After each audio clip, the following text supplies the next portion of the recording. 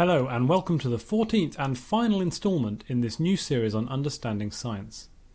I've managed to extend the original 8 lectures with 6 new topics that I hope you found interesting, and today we're going to look at arguably the most important topic of all. Scientific skepticism is the goal towards which I think every thinking human being should aim, and in this lecture I'm going to have a good go at convincing you to think the same way. I'll cover a history of skepticism, and I'll explain what the term means. I'm also going to look at misconceptions of skepticism, and I'll address its misuse in everyday speech. Most importantly, I'll give you my pitch for the right way to approach the most important issues that we as a society face. And right at the end, because I'm feeling generous, I'm going to explain how you can get a copy of my new book on the subject that I'm giving away as an educational aid absolutely 100% for free. And you guys get to read it first, as a reward for sitting through all 14 lectures of this series. So let's get started. I've used the term skepticism a lot over the course of this lecture series, and it might seem strange to explain what I actually mean by it right at the very end, but I see skepticism as the inevitable conclusion of a series of arguments that I started 13 lectures ago, and I want to summarise that entire thought process over the course of this lecture. You could see it as a conclusion to a very lengthy argument, but I hope I've done enough to make pretty much everything I'm about to say completely self-evident. But just to head off a few obvious disagreements ahead of time. Skepticism and cynicism are very different things. Skepticism doesn't just mean doubting everything. I admit it has sometimes come to mean that in popular culture, but that's not the technique that I want to talk about today. When someone makes a claim and you reply, "I'm skeptical about that," the chances are that what you mean is, "I doubt that." Doubt and skepticism are related, but they're really not the same thing. If I had to summarise scientific skepticism in a single sentence, I would say, scientific skepticism is the application of best practices to knowledge acquisition. Maybe that's a bit too buzzwordy, so to unpack that a little, what it really means is that scientific skepticism is an approach to claims that involves combining the best of our existing knowledge with our understanding of the flaws and limitations in human perception, and through a process of rational inquiry aiming to get as close as possible to the truth of things. You would think that's a fairly uncontroversial view, and in many circles it probably is, but unfortunately it also generates some conclusions that are likely to be strongly opposed by many segments of the population. People, after all, have a bit of a predisposition towards believing things because they want to believe them, making decisions based on emotions and then attempting to retroactively justify them using biased arguments. Holding to scientific skepticism also involves accepting a number of positions that I consider to be undeniable, but which might not really have occurred to a lot of people. Firstly, truth is important, and reliable conclusions are preferable to false but comforting ones. Secondly, human perception is often unreliable and can be biased by emotions or prior beliefs. Thirdly, when examining any claim, we should, as much as possible, consider the sum total of all relevant knowledge on the subject. And fourthly, the best process we have for investigating empirical claims is the scientific method. Again, I don't think that these are even vaguely controversial, but some people do. And that's an argument that we can have, but it's only part of the problem, because there are also people who accept these positions wholeheartedly, but reject their implications. And there's a whole industry of people attempting to justify holding pseudo-scientific positions and simultaneously also claiming that they care about the truth and trust and believe in the results of real science. So before we go any further, I'd like to clarify a bit more about scientific skepticism. And I think the best place to start is to look at how it came about. Part of the confusion about the term skepticism comes from its historical usage. The original skeptics were an ancient Greek philosophical school founded around the 3rd century BCE. Skeptics rejected absolute knowledge, saying that it was impossible to be absolutely certain of any truth or falsehood. They argued that no proof is possible for any claim, as all proof relies on other proofs, which in turn rely on other proofs, and so on forever. To the skeptic, there was no absolute basis for knowledge that was immune to doubt. All opinions, they claimed, were fundamentally built on pure speculation. This philosophy developed over the years, and was perhaps most famously expressed by the 17th century French philosopher René Descartes, who famously stated, "Cogito ergo sum," or "I think, therefore I am." Descartes had been thinking hard about the sceptical problem, How can anyone ever have absolute knowledge of anything, given that all of our understanding is based purely on perception, and our perception is fundamentally untrustworthy? The conclusion that Descartes came to was that no matter how much he doubted his senses, and no matter how much he doubted every single aspect of the universe that he was able to perceive, still at the very centre of it all there was this doubt, and this doubt required a doubter. The fact that such doubt existed and he was able to contemplate it meant that there was an I, there was a doubter, there was a person who was doubting. And this, for Descartes, was the final indestructible core of his philosophy, something that could be known absolutely beyond all doubt. And from that basis, Descartes attempted to build an edifice of knowledge. And I think pretty much all modern philosophers would agree that he failed to do so convincingly, but that's way beyond the scope of this lecture. Philosophical skepticism is still a popular topic of debate, and a confusing one too. Modern entertainment has provided us with an ideal illustration of the skeptic position, the 1999 science fiction blockbuster The Matrix. Spoilers coming up, so if you haven't seen the film, at least go and watch the first half hour before continuing with this video. But seriously, where have you been if you haven't seen The Matrix? Anyway, in the film The Matrix, the protagonist wakes up from a world he believed to be real, and discovered that instead he'd been living all his life inside a giant machine, a simulated world which did not exist in physical reality, but was just computer code, simulated inside his unconscious mind and the unconscious minds of countless human subjects, just batteries inside a nightmarish robot future. The protagonist, played by Keanu Reeves, was absolutely certain of everything that he knew until that day he took the red pill and woke up from the Matrix, and realised that none of it had been real. Essentially, what Descartes was saying was that we cannot prove that we're not inside the Matrix right now. There's no test we could possibly do that would distinguish a real world from that of an enormous simulation. And as long as that's true, we cannot know anything with any certainty. So, philosophical skepticism seems like a fairly destructive worldview. After all, if you can never know anything other than that you exist, how could we ever progress at all? How could we ever make the world a better place? Well, to all but the most ardent of philosophical skeptics, I think it's obvious that we have built up a huge amount of knowledge over the last few centuries, and that it has vastly improved the human condition. Ardent skeptics, of course, will say that we don't know that at all because we can't know anything, but I think we can safely leave them behind at this point. So out of all this philosophy comes a far more useful worldview of scientific skepticism, which we can look at next. So, how do you get from the destructive and nihilistic philosophy of the skeptics to a modern movement that prides itself on its focus on empirical thought, that is, on gathering data with our senses from the physical world? Scientific skepticism extends from philosophical skepticism by adding a couple of extra, albeit vitally important, assumptions. I looked at these right back in the first ever lecture and have assumed them ever since, and in fact it's impossible to make any meaningful progress without them. You may remember them from before, but I'm going to go back through them now that we know a lot more about science and skepticism in general, so you can see where they fit into the whole picture. Firstly, our senses genuinely tell us something useful about the real world. And secondly, the laws of science are constant in time and space. Let's look at those in turn and see how they transform the skepticism of the philosopher into scientific skepticism. The first of these is perhaps the most profound departure from philosophical skepticism, which in fact says precisely the opposite. The philosophical skeptic fundamentally rejects as untrustworthy his or her direct experience of the world. What the scientific skeptic does is something subtly different. The scientific skeptic acknowledges that our senses are highly unreliable and that we cannot rely on them alone to understand the world around us with any degree of certainty. Yet the scientific skeptic realises that our senses are not totally random, that they do actually give us valuable information. Of course, this position completely ignores what is arguably the most difficult topic in all of philosophy, that of hard solipsism, in other words, the matrix problem. How do we know that we're not in the matrix, with all our perception of the world being completely fabricated? Well, the short answer is that we don't. There is no way to know that, and ultimately all we can ever do is admit that we cannot deny that possibility. So what scientific skepticism does is to say that what really matters is the world we experience, the real world as far as we know. That's the world we're investigating, and we can say nothing about whether it really is the real world or not. Nobody can. But assuming it to be so allows us to make progress in learning about the world we experience, and that's what actually matters. Once we allow the assumption that our senses do tell us something useful about the world, then we can start mapping out where our senses are reliable and where they're not.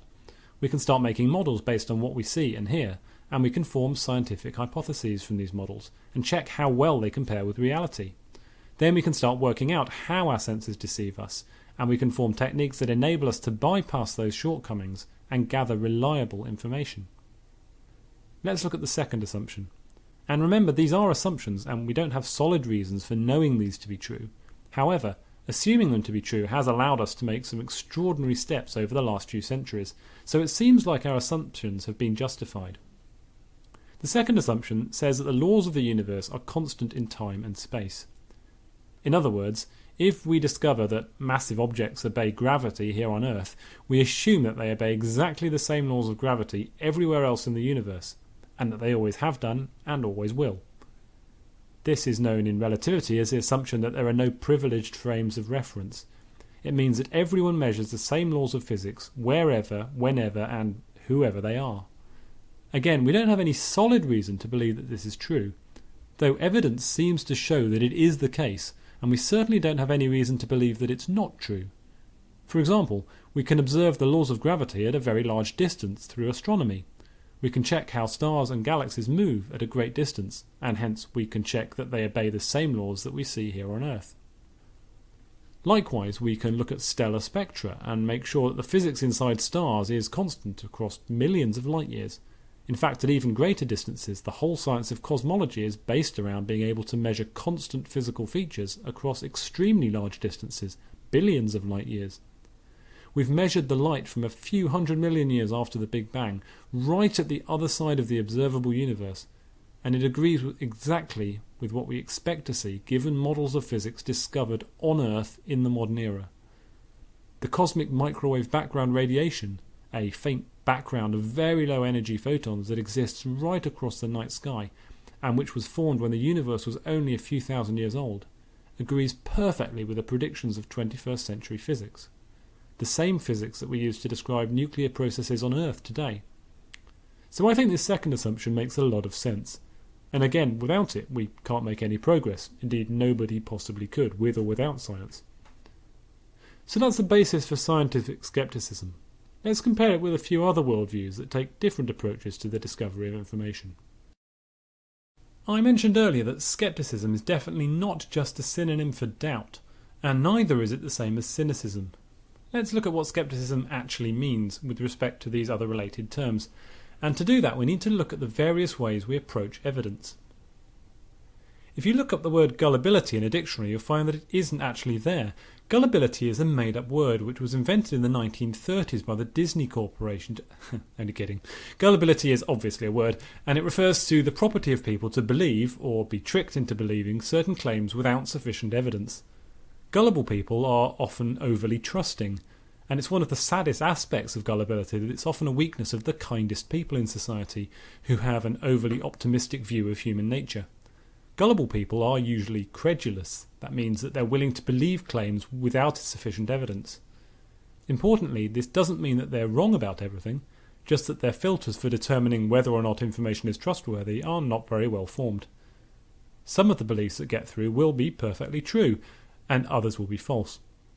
Gullible and credulous people are often optimists, but are also often a bit naive, and not able to subject new claims to the scrutiny that those claims deserve. If you imagine a scale concerning attitudes to new knowledge with gullibility at one end, then the other end would be occupied by cynicism, closed-mindedness and dogmatism. A cynic is someone who's overly lacking in trust of the people around them, who presumes that everyone is out to deceive them and who rejects claims without giving them the thought they deserve. Closed-mindedness has been covered elsewhere in this lecture series. It's the tendency to refuse to consider new claims, or claims that conflict with those that you already hold. And dogmatism is the property of stubbornly sticking to beliefs that you've decided to hold regardless of what objections are raised against them. These three are all clearly closely related, and they concern an overall pessimism and a naive approach to evidence that errs on the side of cowardice and negativity. I hope it's obvious from these descriptions that skepticism is nothing like either of these two extremes. It's a simplistic view, but if we consider this spectrum, skepticism is at the optimum point immediately between gullibility on one end and cynicism on the other end. Skepticism is optimistic. It sees most people as good and honest and unwilling to deceive, but it realises that others are not, and that even those who are not wanting to deceive can sometimes do so by accident.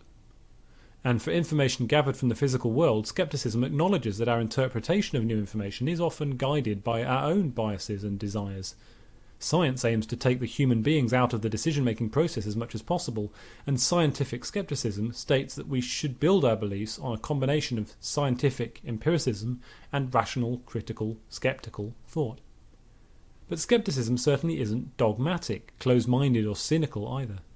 We've gone through this debate a lot already, but to reiterate, the skeptical point of view is that truth is the most important virtue of any belief. Skepticism, therefore, cannot possibly be dogmatic or closed-minded, because that would shut it off from potential truths. The skeptic approaches claims with a suitable level of doubt. The skeptic is aware of the Bayesian priors that exist for any claim and takes those into account when considering any new evidence. Extraordinary claims require extraordinary evidence. So often a skeptic is unmoved by evidence that would sway any person without access to or without trust in the scientific literature. To those who believe implausible claims, this reluctance to dive headfirst into a new belief system seems like closed-mindedness, but in reality it's just the way we have to react if we want to hold the most plausibly true beliefs. I certainly don't want to give the impression that a skeptic is a Spock-like character, unmoved by human emotion and passively, coldly reacting to the world around them. Of course, that couldn't be further from the truth. A skeptic believes that we are best able to appreciate life, to marvel at the universe, to support and love those around us, and to participate in human society to its fullest, when we embrace what is real and reject falsehoods. A skeptic has a strong belief in the innate goodness of human nature, but realises the shortcomings of the human mind.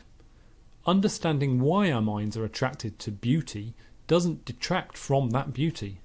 Appreciating the way in which our eardrums convert vibrations of air molecules to electrical impulses in the brain doesn't make a powerful piece of music any less moving or emotive. On the contrary, it enhances it. It adds another dimension to our enjoyment of everything that humans find pleasurable and uplifting. The human brain has evolved to react emotionally to all sorts of events in our lives. Don't deny those emotions, embrace them. Emotions make our lives worthwhile. Just don't let your emotions decide which medicine to use, that's all. I hope I've shown you what skepticism is and what it entails, and I hope that the general argument I've put together makes sense. If you want to approach claims in a rational way, then you really ought to use the best techniques we have for getting at the truth or falsehood of these empirical claims, and that's the scientific method. And if you have such a method, then it makes sense to use it for everything, not just the easy questions in life, but also the hard ones.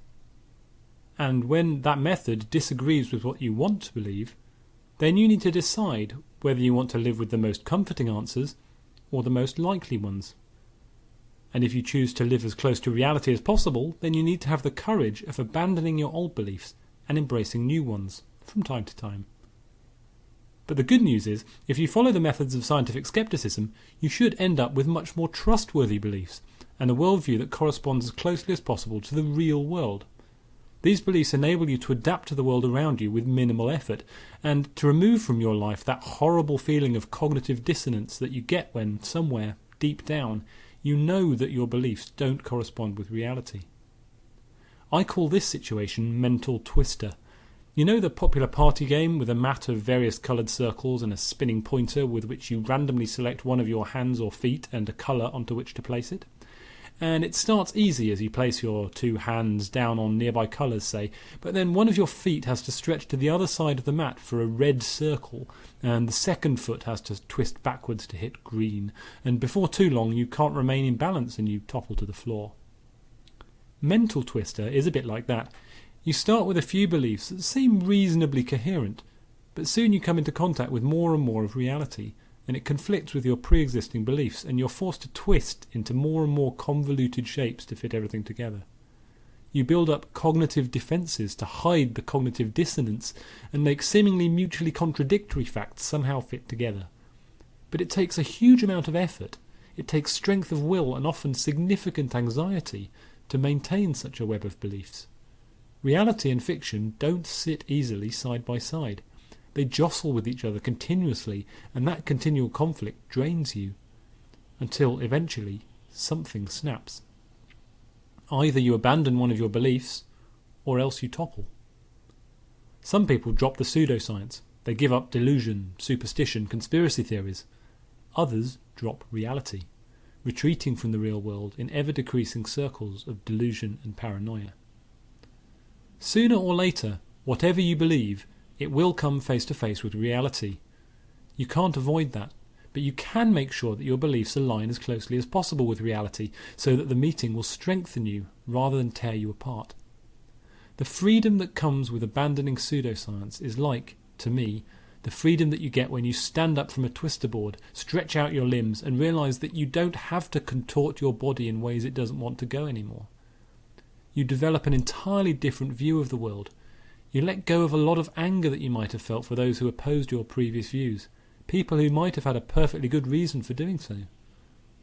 I think a lot of the anger felt by those with pseudoscientific views is probably caused by their subconscious battling to keep their views alive, because those views fulfill some emotional need. Once we realise that a lot of our beliefs are held for emotional rather than rational reasons, and that there are other beliefs which conform with reality that we can use instead to fulfill the same emotional needs, we can start to avoid the pain of mental twister, and we can finally understand and sympathise with those who have different views to our own. Of course, nothing in science is permanent. It's not like some religions, for example, where abandoning your faith could doom you to eternal torment with no hope of redemption. No, science works in a very different way. We abandon ideas when the evidence moves against them, and then we take them back up when the evidence moves back in their favour. It's a constant flow. Of course, in most cases the evidence only ever moves in one direction, but that's not always the case. Some ideas are temporarily rejected and then come back to prominence maybe decades later. A great example is Einstein's idea of the cosmological constant. The story, I think, is now famous. When Einstein was thinking through his model of the universe, he noticed that a universe full of massive objects, stars and galaxies, would tend to collapse in on themselves because gravity is an attractive force. However, he also believed, as did practically all astronomers at the time, that the universe was stable and had been forever and would continue to be for eternity. So to counteract the force of gravity tending to make things collapse together, Einstein added the cosmological constant, which represented a force tending to push things apart, and these two forces balanced each other out so that the whole system remained stable. It was a bit like an inflated balloon, with the tension in the rubber of the balloon trying to collapse, but the air pressure from within exactly counteracting that and keeping the balloon inflated. However, a few years after Einstein added in the cosmological constant, the American astronomer Edwin Hubble discovered that the universe wasn't stable, but it was in fact expanding rapidly. The idea of the Big Bang was born, a single point in time at which the universe was born. And Einstein, now not requiring the cosmological constant any longer, abandoned it entirely. And the cosmological constant was confined to the dustbin of scientific history as Einstein's greatest blunder. Until the very end of the 20th century and the beginning of the 21st century, that is, when new measurements showed that the universe was, in fact, accelerating in its expansion, not decelerating as the models at the time predicted under gravity. Something was pushing the universe apart against the force of gravity, and so the cosmological constant was resuscitated, replaced into the equations, and it's now an accepted component of modern cosmological models. Here's the lesson from this anecdote: that it's okay to change your mind, and it's okay to be wrong. What's most important is to make the best decision we can with the evidence we have. And that's where scientific skepticism steps in. The best decision is the one that fits best with the evidence we have, all the evidence we have, and that includes the findings of science throughout the centuries, not just the evidence directly related to the specific claim you're evaluating. When you watch the magician saw the lady in half, the evidence you see with your eyes is telling you that she's been sliced through. But the accumulated knowledge of science through the ages tells us that humans don't function too well when you sever their spinal column and internal organs. And it also tells us that magicians are people who use misdirection, trick apparatus and other methods to convince us that we're seeing things that aren't actually real. When we go to a magic show, we're aware that we're being tricked. The greatest realization that I want you to get from this lecture, indeed from this entire lecture series, is that this is happening to us all the time. Magicians know the shortcuts that the human brain takes, and they know how to take advantage of its weaknesses to alter our perception of reality. But those weaknesses aren't just open to magicians. Every time we see an optical illusion, every time we watch a commercial on television or a political broadcast, every time we read a newspaper headline, every time we speak with a salesperson, our brains are taking in information that has been extremely cleverly constructed to achieve a certain effect. It's not always even a conscious action. We've learned over time that certain ways of behaving are more likely to achieve the goals we want to achieve than others. We know the things to say, the ways to behave, when we want to be friendly, when we want to comfort or excite those around us. Just as certainly as the con man knows how to convince us that he's trustworthy and that his magic potion will cure our disease somehow. Our senses are not reliable, not just occasionally wrong, but also easy to manipulate. Our human brains evolved to solve certain problems, and they do that spectacularly well. But in order to do so, they needed to take some shortcuts. Optical illusions exploit some of those, but so do these other messages that you'll encounter every single day. And so do many completely innocent coincidences that play on our innate confirmation bias and our overactive pattern recognition. So do faces in the clouds or on toasted sandwiches that hook into our brain's excellent face detection algorithms. So do commercials who feature beautiful, happy, smiling people, so that we subconsciously associate that vision of happiness, that dream life, with the product that's being sold to us. Why are pain medications so often red, whereas sleeping pills are often blue or green? Because studies show us that the human mind subconsciously associates the colour red with a more potent effect, especially in painkilling, and light pastel shades is associated with relaxation. Changing the colour of a pill can improve the effect it has on us. Google buy a wall clock. Go on, do it now. Check the images. Why is it that almost every single one of them has the hands at 10 to 2? Because that looks like a smiling face, so subconsciously we're more likely to think favourably of it, and so on and so on. Of course, some of these things are harmless. Some, however, are less so. Lack of sceptical thinking might lead you to purchase some washing powder you don't really need, but it also leads some people into conspiracy theories, religious cults or hate groups. Lack of critical thinking, and by extension a denial of scientific skepticism, is at the heart of nearly every bad thing that human civilization has ever done. Every time a child coughs in agony or dies from a vaccine-preventable disease, remember that scientific skepticism would have saved that child's life. Every time a far-right hate group or tabloid newspaper tries to build hatred and fear of some religious or ethnic minority, remember that scientific skepticism would render their message entirely impotent. Every parasitic conman preying on the vulnerable by offering them a false hope of happiness or medical miracles would immediately go out of business if their claims were met with scientific skepticism. There is no panacea, no cure-all for the problems of this planet. I'm not suggesting that scientific skepticism is a perfect solution to all the world's ills, but I will say this. I cannot think of a single problem that would be made worse by evaluating claims with a calm, rational, evidence-based view. And I can think of many problems that would be significantly improved or even eradicated entirely by such an approach. And that is why I think that critical thinking and the art of scientific skepticism are a vital tool for the future prosperity of humankind. So it's Christmas time now in most Western countries, and even if you don't live in a country or a culture that celebrates this time of year, I'm sure that you'll all appreciate a gift to reward you for the hard work you've gone through in completing this 14-lecture course on understanding science. A few years ago I had an idea for a book that I wanted to write. The concept was simple.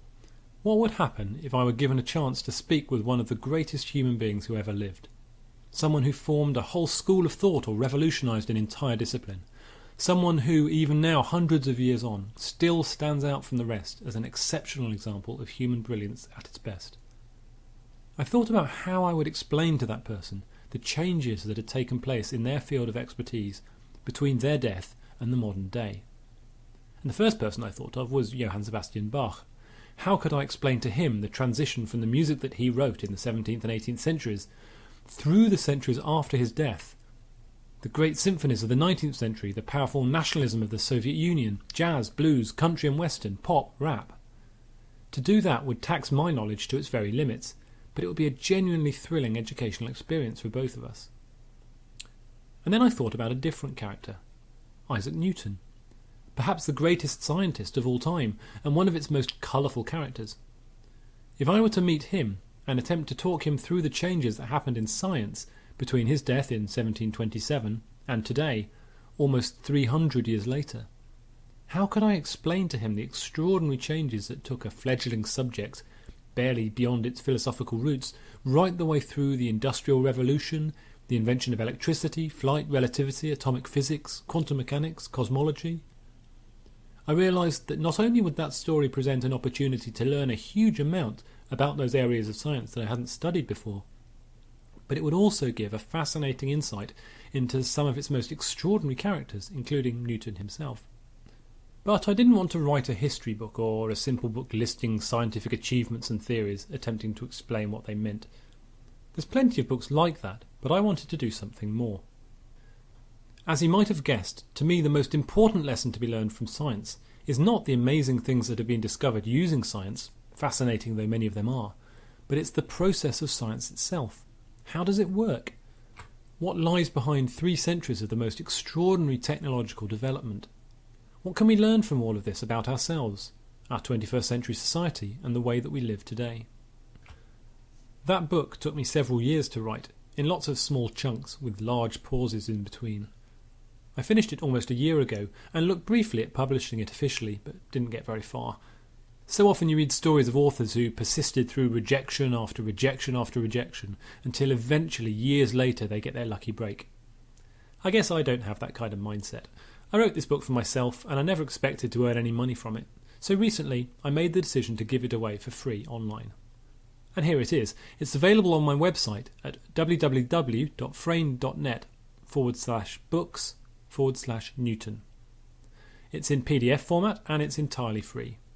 The usual caveats apply. It comes with a standard license saying you can't copy it and pass it off as your own, but you're perfectly at liberty to make as many copies of it as you want and send it to your friends, your family, colleagues, anyone who you think could benefit from learning a bit more about science. I think it's accessible.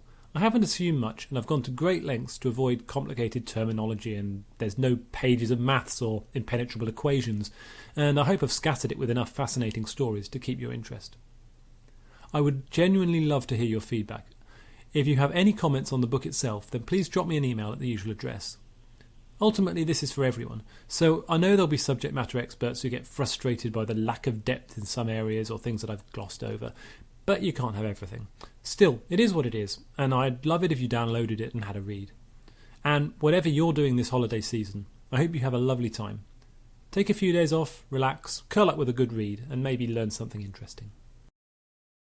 We're nearly at the end of this 14th and final lecture in my Understanding Science series, so I think it's just worth going over all the lectures we've shared in this series and giving you a short takeaway point from each. I hope you've been watching them in order, but if you haven't, then maybe you should consider this a preview of what you've missed. I honestly think that the lectures work best when you watch them all, and I hope you'll find time to do so. We started with a lecture on proof. What does it mean in science to prove something?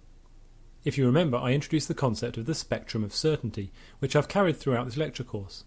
At one end is certainly true, and at the other end is certainly false, and there's a continuum in between. Science involves moving claims around on the spectrum of certainty as we gather more evidence in favour or against. The second lecture covered Bayes' theorem, in which I introduced the concepts that are now, I hope, second nature. Our approach to evidence provided for a claim, as scientists, should take into account not only the degree to which this new evidence supports the claim, but also the degree to which it equally well supports other claims, and the prior, the opinion that we have regarding the claim from our accumulated knowledge so far. The scientific method was the topic of the third lecture. I covered how science is a process for testing hypotheses by gathering empirical data, measuring the degree to which those data support or oppose our hypothesis, and then by publishing these conclusions and allowing the scientific community to look for faults in our reasoning and reproduce our results. Next, I looked at pseudoscience, the field of claims that attempt to drape themselves in the clothes of scientific-sounding terminology, but which, under the covers, don't use scientific methods and come to unscientific conclusions.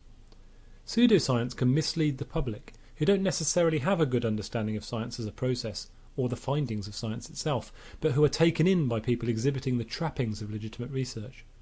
To defeat pseudoscience, it's important that the general public learns how to understand how science works, and to trust the scientific consensus, a trust which scientists have historically been poor at developing.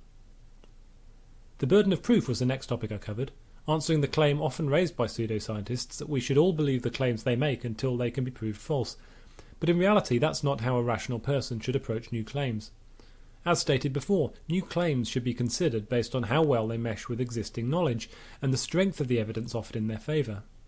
If that combination is found lacking, then that means, to the best of our knowledge at this time, that claim is probably false and should be provisionally rejected until or unless the claimant can provide a better standard of evidence in its favour. Next, I covered the topic of conspiracy theories, always a popular one. I talked about the enormous psychological benefits that are brought by believing in a conspiracy theory, the excitement and the sense of belonging. Attempting to help people in that situation is very hard, but ultimately conspiracy theories can also be extremely destructive and hurtful, and can support damaging pseudoscientific delusions, such as the anti-vaccination movement, or even more destructively, the global warming deniers. Intuition is the sense that we have where we come up with an answer to a problem without thinking deliberately through the evidence for and against.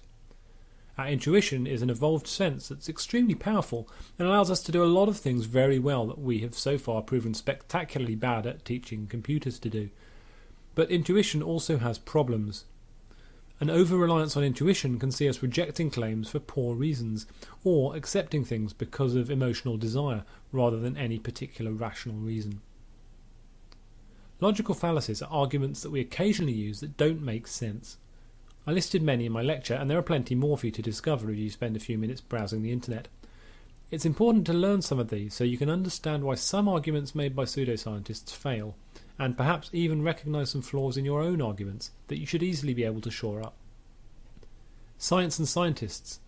In this 9th lecture, I cover the difference between science as a process and science as exercised by fallible human beings.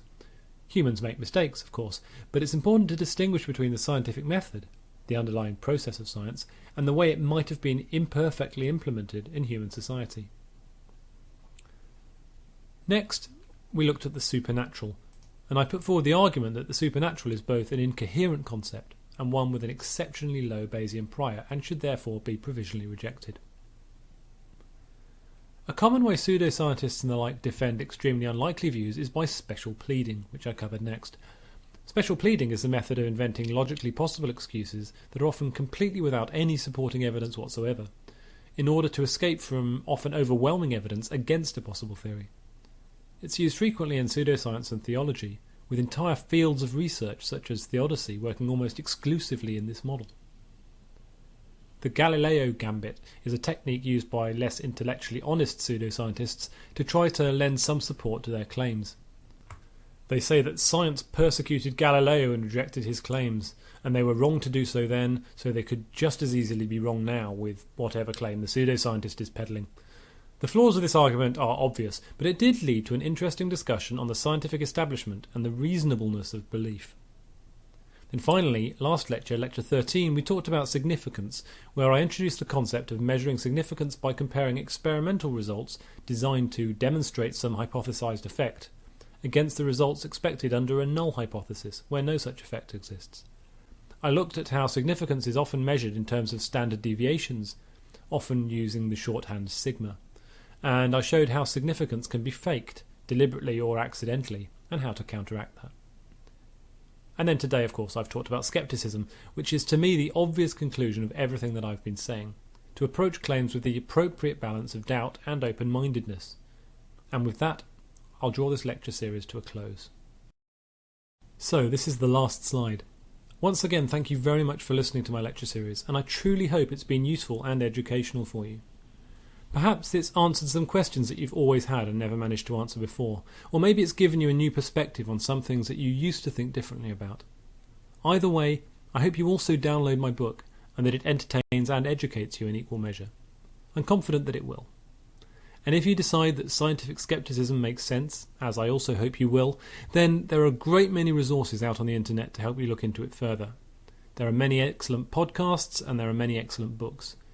If I had to suggest one of each, I would unhesitatingly suggest The Skeptic's Guide to the Universe podcast and Carl Sagan's book, Demon Haunted World. Both are clear standouts in their fields and will enhance your life enormously. I'm already working on several other projects and I'm planning out what to do next with my video lectures, so make sure you sign up to my channel and you'll get a notification when I release something new. If you have friends or relatives who would benefit from this series, then please send them on. If you know anyone who could get the message out to more people, then I'll be overjoyed to get the view count on these videos up by a few orders of magnitude. That would help me to know that I'm moving in the right direction, and more importantly, it would help a lot of people understand what science is all about. And I believe that's a valuable lesson for all. Whoever you are, and whatever you choose to do with this information, I wish you all the very best, and I hope that we meet again soon. Thanks for listening.